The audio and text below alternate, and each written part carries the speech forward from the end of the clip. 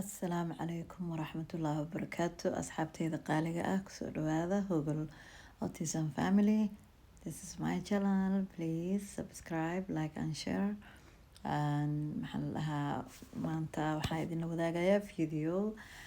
Waxaan u safrayaa magaalada Nairobi ee dalka Kenya. Maxaan lahaa waxaan go'aansaday hal isbuuc inaan meesha soo joogo. Marka this video is a vlog most of it. Waa haddana storygeyga inaan idinla wadaago ayaan jeclaystay. Waxaa waaye aabbahay oo xanuunsan aan Nairobi imaaday. Waxaan jeclaystay inaan soo arko aniga sidoo ogeydeenba wax yar aan qalnaa. Kadib waxaan goostay ticket. Waxaan aad uga maarmi waayay anigoo qalan inaan aabbahay macaan aan soo arko oo aan muddo dheer arkin aanan la kulmin oo anigoo cayaal ah oo under age ah igu dambeysay macnaha waxa 12 jir igu dambeysay maasha Allah. Haddana naagtan weynaa ahay maasha Allah, cayaalka waaweyn leh. Hal week ayaan baxay. Waan jeclaa ka badan inaan joogo oo aan halkaas waqti dheer kula soo qaato, laakiin waan noqonayaa insha Allah. Maxaan dhahay halkaas week ayaaba la yaabay diyaaradda xataa qaali degdegan ku baxay, tigid raqiis ma helin, laakiin waa ku faraxsanahay inaan whatever cost inaan baxay oon aabbahay soo arkay. Marka maanta waa maalinteedii ugu horeysay oo aan ka duulayay airportka Heathrow. Waxaana u socday halkaas UK maasha Allah. wax oo waqti dheer ma igu qaadanin marka inta ka baxay. Way sahlaneed. Waxa la iswey weydiinayna waraaqdaas COVID-19 testiga aan jirtay. Farmashigaana isaga soo qaaday kan caadiga oo santarka la tagay ma ahayn. 80 baan ka qaadanayaan kadibna next day ay ku siinayaan email ku soo dirayaan. Kwa masaa 8 na dakika 10 tutakuwa tukiruka umbali wa futi 1036 kulingana na usawa bahari. Tunaomba kusoma karatasi ya maelezo inayopatikana kwenye kiti kilicho mbele yenu. Hivi sasa fungeni mikanda ya viti, rekebisheni viti wima na fungeni meza. Inshallah gabadhan waday waxay ahayd gabar Kenyaati ah oo kabtan ah oo diyaaradda kabtankeeda ah maasha Allah. Always waxay rabaan ha u dhashaan dumarka saas ah oo horumaray aad ayaan u jeclahay. Gabdhaheena soo weynaanayana saas oo kale Allah nooga dhigo. Subaxii ku xigtay my god that day ma ka sheekeyn kari.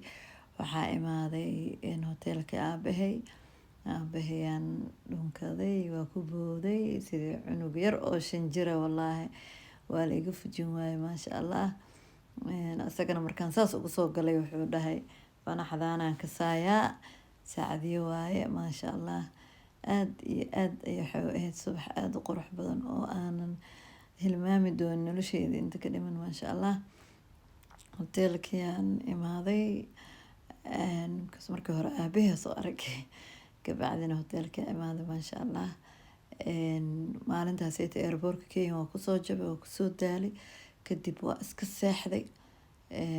Cabaar markaan soo hurday galabtii camal iska soo baxay magaalada haddana aaday kadibna aabbahay oo imaaday haddana mar kaleete cabaaraan la joogay waa la qadeeyay casarkaan la tukaday fiidkiyaan kasoo tegay meel inta ah oo isliile waa meesha ma aqaan magaceeda ma xasuusta laakiin meel balcony lahay ahayd. That's why I remember meeshaas kasoo cashey habeenkiina gaba aan iska siiyay waa seexaday. Maalinta ku xigtay ayaan soo baxay maasha Allah. Videogan waxaa waaye maalinta soo degay iyo maalinta ku xigtay waaye maasha Allah.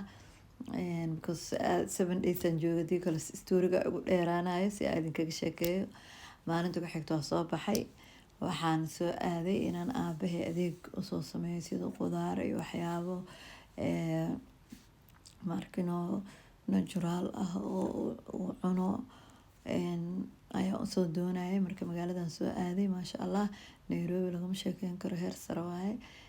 Masaajidka oo Jamia Mosque oo centralka ku yaalo downtownka oo Nairobi ayaan imaaday salaadii duhuraan ku tukaday meeshaas dadka ma rabi inaan ku qaqabto waa mamnuuc qofka asagoo ka warheyna iska duubatid soo marka lugaha always dhulka waxaan ugu aadiyo waxaa waaye ma jecli qof bini'aadana inuu hadhowto asoo meel iska maraayo meel iska arko dembiyada aan la cafinaynin ka mid tahay qofka asagoo kaa raalihayn sharci gaal iyo sharci muslimba ma fiicno marka saasaan masaajidkii salaada duhur imaaday waa kaasaa anigoo masaajidkii hoobile isii dhahooyo qoraxda adduunka sunshine wallahi lagama sheekeyn karo qorax fiicanay ahayd oo kuleel badan ani horta kuleel ay ugu ahayd dadka laakiin waxay dhahayaan qabo waaye Nairobi naagta waxaa ahay hoteelka marwaxad shidanaysay